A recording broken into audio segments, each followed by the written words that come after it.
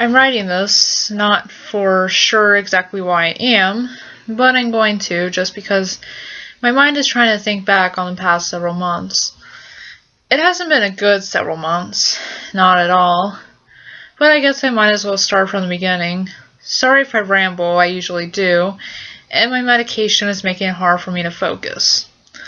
I went to a flea market, pawn shops, and yard sales a lot. Mostly in search for comics or anything that looked cool. I know that sounds pretty stupid, but that's what I did in my free time. One day in my exploration for comics, I came across a yard sale. The yard sale was at a small one-floor home that was quite old. I did my usual search through when I found an odd-looking ball. It weighed several pounds and was made of brass. Its diameter was about 6 inches. On both sides of it, it had 9 square buttons in a square. The buttons have many different symbols, such as a scorpion, an eye, a triangle, a bird, and a key. I was intrigued by it, so I went up to the man running the yard sale. I asked him, "Hey, what is this?" He replied, "Oh yeah, the puzzle ball. It was a family heirloom."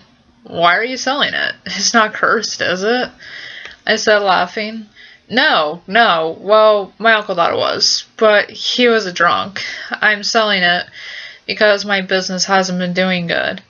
Oh, well, I'm sorry to hear about your business, but what does this puzzle ball do exactly? Well, it's a puzzle my grandfather had gotten from Egypt. He was an archaeologist and went through there around the big burst in the ruins found in Egypt. He and my dad obsessed over trying to open it. They thought it had riches in it, but they were both pretty crazy. He laughed. Here, I'll show you how far my dad used to get with it. He grabbed a little cheat sheet and got pretty far along until he hit the wrong button. After that, it's a bit of a blur. We talked after a while afterwards. He was a nice guy. Can't remember his name, and the morphine isn't helping. I'll try to describe how it worked. You had to hit buttons in a correct order to make a part of the ball turn like a Rubik's Cube. It was split 3 times, so if you got a sequence right, you could rotate so that side would switch over to the other. It was extremely hard. The order was random with no basis, so after you followed the cheat sheet, you had to just guess. And if you messed up, it wouldn't move anymore, until you moved the pieces back to the correct position. The guy showed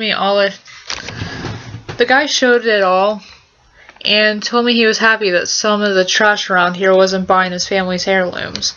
I was glad I could help him with some money to help his business. So for about a month, I think a month, I messed with the ball trying to figure it out.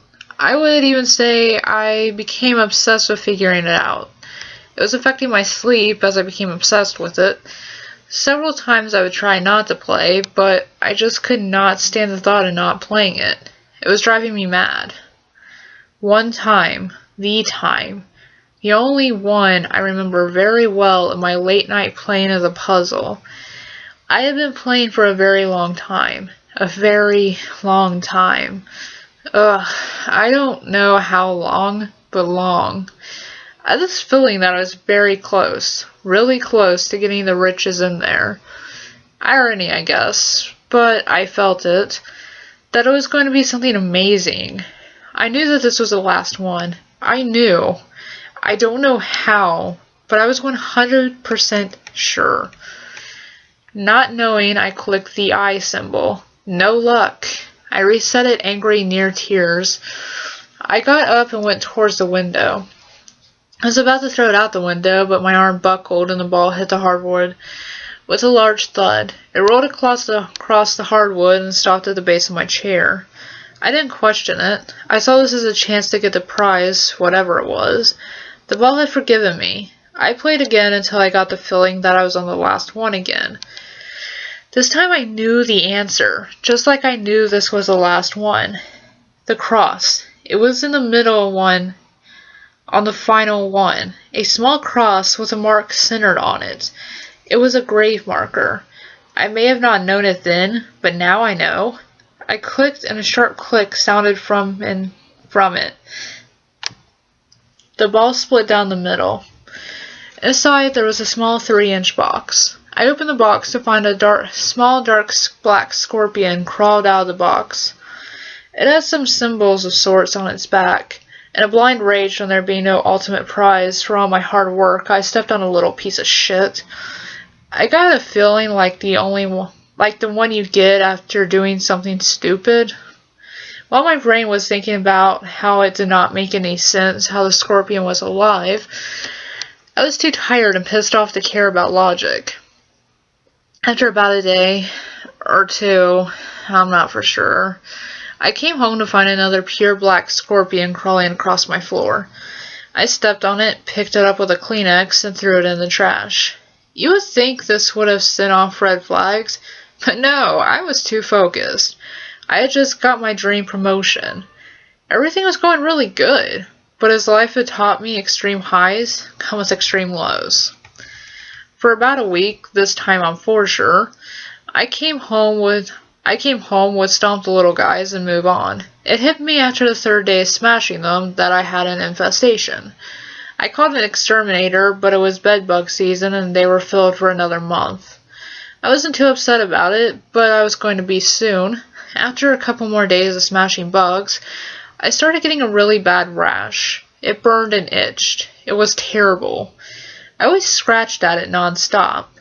One time I scratched until before my skin became red. I went to see a doctor, but he couldn't find any reason for it.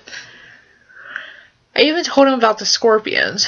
While that did confuse him, he said, "A scorpion's sting wouldn't cause a rash like this. If it gets any worse, just call." And that's what I did.